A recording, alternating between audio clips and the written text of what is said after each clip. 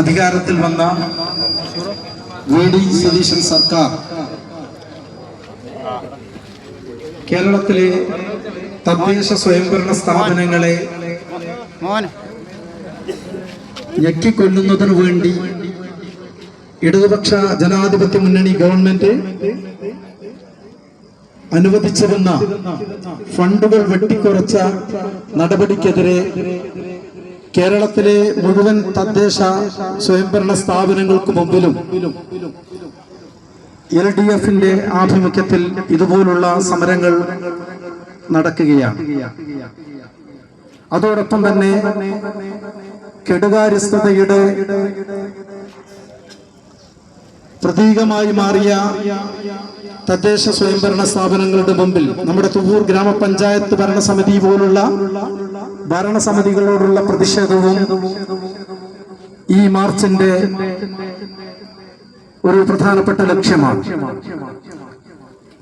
നമുക്കറിയാം, 10 വർഷം നഷ്ടപ്പെട്ടതൊക്കെ തിരിച്ചു പിടിക്കും എന്ന് പറഞ്ഞുകൊണ്ടാണ് ഇവർ അധികാരത്തിൽ വന്നത്. ഒരു തരം അന്യരെ ദ്രോഹിക്കുന്നതിലൂടെ നേടുന്ന ആനന്ദം സാഡിസം എന്ന് പറയും. 10 വർഷത്തെ വരൾച്ച മാറ്റുന്നതിനു വേണ്ടി എല്ലാ മനുഷ്യരുടെയും നെഞ്ചിൻ കൂട് തകർക്കുന്ന തരത്തിലേക്കുള്ള നിലപാടുകളാണ് ഇവരെടുത്തുകൊണ്ടിരിക്കുന്നത്. നമുക്കറിയാം, കഴിഞ്ഞ 10 വർഷം കൊണ്ട് കേരളത്തിലെ ഭവനരഹിതരായിട്ടുള്ള മനുഷ്യരുടെ പ്രതീക്ഷയുടെ സ്വപ്നങ്ങളുടെ സാക്ഷാത്കാരമായിരുന്നു ലൈഫ് ഭവന പദ്ധതി എന്നത്. ലൈഫ് ഭവന പദ്ധതിയിലെ കുടിശ്ശിക വീട് പണി പൂർത്തീകരിച്ചുകൊണ്ട് പോലും കടം വീട്ടാനാവാതെ നെട്ടോട്ടമോടുന്ന സാധാരണക്കാരായ മനുഷ്യർ കേരളത്തിന്റെ പൊതുചിത്രമായി മാറുന്ന ഒരു ഘട്ടത്തിലാണ് ഈ പരിപാടി, ഈ പ്രതിഷേധ സമരം നടക്കുന്നത്. തുവൂർ പഞ്ചായത്തിൽ ലൈഫ് ഭവന പദ്ധതിയുടെ ഭാഗമായി ഇനി പണം കിട്ടാനുള്ള സാധാരണക്കാരായ പാവങ്ങൾക്ക് എന്നാണത് കിട്ടുക എന്ന് കൃത്യമായി മറുപടി പറയാൻ പോലും പറ്റാത്ത രൂപത്തിലേക്ക് ഈ പഞ്ചായത്ത് ഓഫീസിൽ ഇരിക്കുന്ന അധികാരികൾ മാറിയിരിക്കുന്നു. എന്തെങ്കിലും കൊടുക്കാൻ കഴിയും എന്ന് അവരുടെ ഭരണകൂടത്തിനോ മുഖ്യമന്ത്രിക്കോ തദ്ദേശ സ്വയംഭരണ വകുപ്പ് മന്ത്രിക്കോ ധനകാര്യമന്ത്രിക്കോ പറയാൻ പറ്റാത്ത അവസ്ഥയാണ്. എന്നാൽ ചിലതൊക്കെ നടക്കുന്നുണ്ട്. നമുക്കറിയാം, ഉദ്യോഗസ്ഥരെ തലങ്ങും വിലങ്ങും സ്ഥലം മാറ്റിക്കൊണ്ടിരിക്കുന്നു. ആർക്കാണ് ഈ സ്ഥലം മാറ്റത്തിന്റെ പ്രയാസം അനുഭവപ്പെടുക? നമുക്കറിയാം, തുവൂർ പഞ്ചായത്തിൽ ഇവർ അധികാരത്തിലിരിക്കുമ്പോ ഒരു പഞ്ചായത്ത് സെക്രട്ടറിയാണ്. അത് കഴിഞ്ഞ് നല്ല കാര്യക്ഷമതയുള്ള ഒരു പഞ്ചായത്ത് സെക്രട്ടറി, തൊട്ടപ്പുറത്തുള്ള മേലാറ്റൂർ സ്വദേശിയായിട്ടുള്ള ഒരു പഞ്ചായത്ത് സെക്രട്ടറി വന്നു. നമ്മുടെ പഞ്ചായത്ത് ഭരണസമിതിക്ക് യാതൊരു അഭിപ്രായ വ്യത്യാസവും ഉണ്ടായിരുന്നില്ല. പക്ഷേ അവരുടെ ബന്ധുക്കൾ അല്ലെങ്കിൽ അവരുടെ ഭർത്താവ് കമ്മ്യൂണിസ്റ്റുകാരനാണ് എന്നുള്ളതിന്റെ പേരിൽ ഒരു ദിവസം ഒരു ട്രാൻസ്ഫർ ഓർഡർ ഈ ഓഫീസിലേക്ക് വരികയാണ്. നമ്മുടെ ഭരണസമിതിയും ഇവിടുത്തെ പ്രാദേശിക UDF നേതൃത്വവും അത് അറിഞ്ഞിട്ട് തന്നെ ഇല്ല എന്നുള്ള നിലയിലേക്കാണ് കാര്യങ്ങൾ. വാളെടുത്തവർ മുഴുവൻ വെളിച്ചപ്പാടാണ്. അത് കഴിഞ്ഞ് വേറൊരു സെക്രട്ടറി വന്നു. ആ സെക്രട്ടറിയും ഒപ്പിട്ട് അധികാരമേൽക്കുന്നതിന് മുമ്പ് ട്രാൻസ്ഫർ ചെയ്യപ്പെട്ടിരിക്കുന്നു. ആർക്കാണ് ഇതിന്റെ ബുദ്ധിമുട്ട്? ഈ തുവൂർ ഗ്രാമപഞ്ചായത്തിലെ ഏറ്റവും പാവപ്പെട്ട മനുഷ്യർക്കാണ് ഇതിന്റെ ബുദ്ധിമുട്ട്. കാരണം പഞ്ചായത്ത് ഓഫീസിനെ ആശ്രയിക്കുന്നത് ഗ്രാമപഞ്ചായത്തിലെ ഏറ്റവും പാവപ്പെട്ട മനുഷ്യരാണ്. അവരുടെ ജീവിത പ്രശ്നങ്ങളാണ് പഞ്ചായത്ത് ഭരണസമിതിയും തദ്ദേശ സ്വയംഭരണ സ്ഥാപനങ്ങളും അഡ്രസ് ചെയ്യുന്നത്. നമുക്കറിയാം, നിരവധി കുട്ടികളുടെ, ഭിന്നശേഷിക്കാരുൾപ്പെട്ട കുട്ടികളുടെ ഏറ്റവും പ്രധാനപ്പെട്ട ഒരു പ്രശ്നമായിരുന്നു അനീസ് മെമ്പർ പ്രതിനിധാനം ചെയ്യുന്ന കുണ്ടുള്ളി റോഡിന്റെ അവസ്ഥ. അവിടെ സ്ഥലമുടമ ഒരു മതിൽ കെട്ടിയതുമായി ബന്ധപ്പെട്ട് കഴിഞ്ഞ ഭരണസമിതിയുടെ അനാസ്ഥ, ആ മതിൽ കെട്ടുന്നതിനുള്ള അനുമതി കൊടുത്തത് ഭരണസമിതിയാണ്. പിന്നീട് അവിടെയുള്ള മനുഷ്യരെയും ഈ സ്ഥലമുടമയെയും തമ്മിൽ തല്ലിക്കുന്നതിന് വേണ്ടിയിട്ടുള്ള കുതന്ത്രങ്ങളാണ് അവിടെ ആവിഷ്കരിച്ചത്. പഞ്ചായത്ത് തെരഞ്ഞെടുപ്പ് കഴിഞ്ഞു. 17-0 എന്നുള്ള ഒരു അവസ്ഥയിൽ നിന്ന് ആ വാർഡ് ഉൾപ്പെടെ ഇടതുപക്ഷ ജനാധിപത്യ മുന്നണിയുടെ പ്രതിനിധി ജയിച്ചു വന്നു. ഏറ്റവും അടിസ്ഥാനപരമായ ഒരു പ്രശ്നം എന്നുള്ള നിലയ്ക്ക് ഈ ഗ്രാമപഞ്ചായത്തിന്റെ പൊതുഫണ്ടിൽ നിന്ന് കുറച്ച് പൈസ അനുവദിച്ചു തരണം എന്നുള്ള ഒരു ആവശ്യം മെമ്പർ ഉന്നയിച്ചു. പക്ഷേ അത് ചെവിക്കൊള്ളാൻ അവർ തയ്യാറായിരുന്നില്ല. പക്ഷേ വലിയട്ടവരെ നീണ്ടു നിൽക്കുന്ന ആ വാർഡിലെ സഹനാരായണൻകുട്ടിയേട്ടൻ ഉൾപ്പെടെയുള്ള ആളുകൾ ഇവിടെ ഉണ്ട്. അവരൊരു തീരുമാനമെടുത്തു. ഈ പദ്ധതി വിഹിതത്തിന്റെ പൂർണ്ണമായ ഫണ്ട് നീക്കി വെച്ചിട്ടാണെങ്കിലും ഭിന്നശേഷിക്കാരായ പാവപ്പെട്ട കുട്ടികൾ ഉൾപ്പെടുന്ന ആ ഭൂപ്രദേശത്തിന്റെ ഗതാഗതത്തിന്റെ പ്രയാസം ശാശ്വതമായി പരിഹരിക്കണം. നോക്കൂ നിങ്ങൾ, അതിന്റെ നിർമ്മാണം നടത്തിക്കൊണ്ടിരിക്കുന്നു. സ്ഥലമുടമ വീണ്ടും സ്റ്റേ കൊടുത്തിരിക്കുന്നു. ആ സ്റ്റേ ഈ പ്രസ്ഥാനം തള്ളിപ്പറയുന്നു. ഒരിക്കലും ചെയ്യാൻ പാടില്ലാത്തതാണ് എന്നുള്ളത് അർത്ഥശങ്കയ്ക്കിടയില്ലാത്ത വിധം പ്രഖ്യാപിക്കുന്നു. പക്ഷേ എന്തുകൊണ്ടാണ് ആ സ്റ്റേ ഈ ഗ്രാമപഞ്ചായത്ത് അധികൃതർ അറിഞ്ഞില്ല എന്നുള്ളത് ആത്മപരിശോധന നടത്തേണ്ട ഒരു സമയമാണിത്. കാരണം ഇവിടെ ഉത്തരവാദിത്വമുള്ള ഭരണസമിതിയോ ഉത്തരവാദിത്വമുള്ള ഉദ്യോഗസ്ഥരോ ഇല്ല, സെക്രട്ടറി ഇല്ല.